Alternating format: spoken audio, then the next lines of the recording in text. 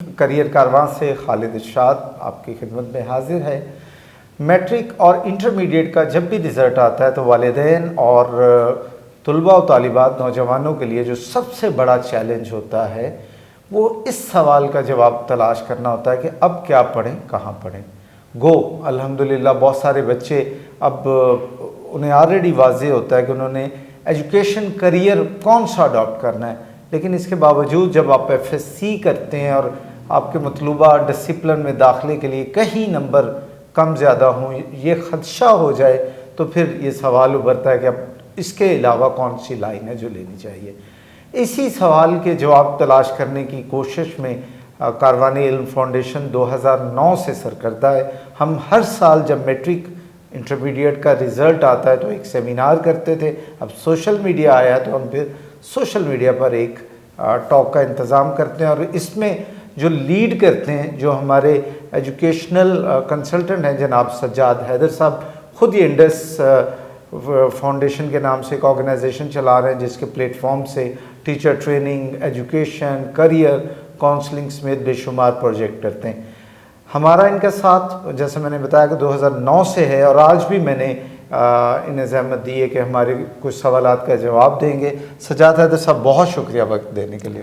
شکریہ۔ اچھا سجاد صاحب، آپ سے پہلا سوال تو اب یہ ہوگا کہ جس طرح کمپٹیشن بہت ٹف ہو چکا ہے اور بچے ماشاءاللہ میٹرک اور انٹرمیڈیٹ میں نمبر بہت ہائیسٹ لے رہے ہیں، یعنی مگر 1100 ہے تو اس میں سے اب تو بس کو 5 7 10 نمبر کا فرق رہ گیا، طالب علم اتنا زیادہ نمبر لیتے ہیں، اور اس کا اثر ایڈمیشنز میں بھی ہوا ہے۔ آلریڈی ہمارے تعلیمی اداروں میں سیٹیں محدود ہوتی ہیں اور بچوں کی کوشش ہوتی ہے مطلوبہ ڈسپلن، تو اس وقت جن بچوں کے نمبر کم آئے ہیں یا جنہیں یہ خدشہ ہے کہ ان کا ایڈمیشن مطلوبہ مضمون میں نہیں ہو سکے گا، ان سٹوڈنٹس کے لیے اور ان کے والدین کے لیے سب سے پہلے ہم کیا انہیں سجیشن دیں گے، کیا رہنمائی دیں گے؟ بسم اللہ الرحمن الرحیم۔ بہت شکریہ خالد صاحب اور کاروان علم فاؤنڈیشن کا بھی، کیریئر کاروان کا بھی، کہ ایک انتہائی عمدہ خدمت سر انجام دے رہے ہیں شعبہ تعلیم کے لیے اور قوم کے نوجوانوں کی ترقی کے لیے۔ جو سوال آپ نے کیا ہے، ایک تو اس کی اہمیت گزشتہ سالوں میں کم ہوتی چلی گئی ہے۔ اس کی 2 وجوہات ہیں۔ ایک تو پرائیویٹ سیکٹر میں بہت سارے ادارے آ گئے ہیں، ہائر ایجوکیشن انسٹیٹیوشن 200 سے زیادہ یونیورسٹیز آ گئی ہیں، تو اب بچوں کو آپشن کوئی نہ کوئی مل جاتی ہے۔ لیکن اس کا اہم پہلو جس کی طرف آپ نے نشاندہی کی ہے وہ ہے کم مارکس والے بچے جو ہیں وہ کیا کریں۔ تو ہم نے اپنے ملک میں اور پاکستان کے باہر یہاں ایک ہلکا سا ایڈ آن کر دوں، آپ نے فرمایا لیکن پرائیویٹ سیکٹر میں ایجوکیشن بہت مہنگی ہے، اور پاکستان میں اکثریت سفید پوش لوگوں کی، اور وہی اپنے بچوں کو پڑھاتے ہیں، انہی کا خیال ہوتا ہے کہ ان کے بچے کسی اچھے ڈسپلن میں جائیں اور اس کے لیے جو معروف سرکاری ادارے ہیں وہاں ایڈمیشن لے سکیں۔ جی، معروف سرکاری اداروں میں تو یقیناً یہ پریشانی ہے کہ بچوں کو داخلہ نہیں ملتا، لیکن 2-3 پہلو ہیں اس کے۔ کہ پہلی بات تو یہ کہ بچوں کو پریشان نہیں ہونا چاہیے، کہ بہت سارے ایسے بچے ہیں وہ زندگی میں پریکٹیکل میں اتنے زیادہ کامیاب ہیں، اور جب ان کے امتحانات کے نتائج دیکھتے ہیں تو اس میں بہت زیادہ اچھی پرفارمنس ان کی نہیں ہوتی۔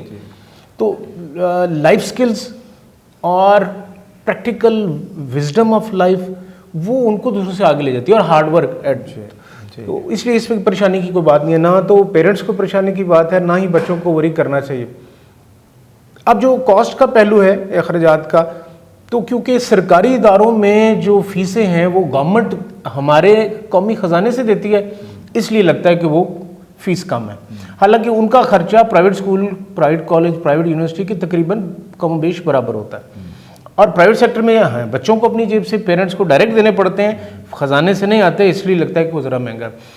لیکن اس میں آپشن اب اچھی آ گئی ہیں کہ پاکستان میں سرکاری اور نجی بہت ساری یونیورسٹیز جو ہیں وہ آن لائن ڈسٹنس ایجوکیشن جو ہے وہ آفر کر رہی ہیں، led by virtual university of Pakistan. 20 سال ہو گئے ہیں ورچوئل یونیورسٹی کو۔ اب ورچوئل یونیورسٹی میں درجنوں کے حساب سے پروگرام ہے مختلف فیکلٹیز میں، ایون کہ بایو ٹیکنالوجی جو ہے ورچوئل یونیورسٹی میں آفر ہو رہی ہے، تو اس طرف متوجہ ہونا چاہیے اور بچوں کو آگے دینی چاہیے کہ نہ صرف وہ پرائیویٹ سیکٹر کی یونیورسٹیز میں بلکہ جو پلیٹ فارم ہے ڈیجیٹل آن لائن آپشنز ہیں اس پہ جائیں۔ سجاد حیدر صاحب، ابھی 2 روز پہلے پنجاب میں انٹرمیڈیٹ کا رزلٹ اناؤنس ہوا ہے جس میں بچوں نے F S C, pre medical, pre engineering اور کمپیوٹر سائنسز میں اور کامرس میں جو ہے انٹرمیڈیٹ پاس کی ہے، اسی طرح سمپل آرٹس کے جو مضمون ہیں اس کے رزلٹ آئے.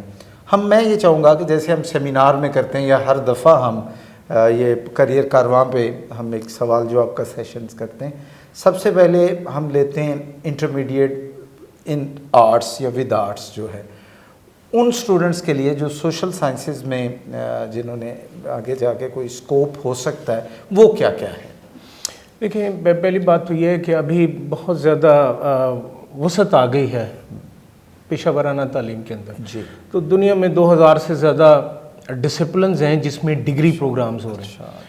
تو پہلی تو بات نوجوانوں کے لیے یہ ہے کہ وہ جو میڈیسن ہے اور انجینئرنگ ہے یا تھوڑا بہت آئی ٹی کے متعلق سوچتے ہیں یا آرٹس کے متعلق، اس سے بہت وسعت کے ساتھ بالکل ایک براڈ وے میں جا کے سوچیں، پیرنٹس بھی خاص طور پہ.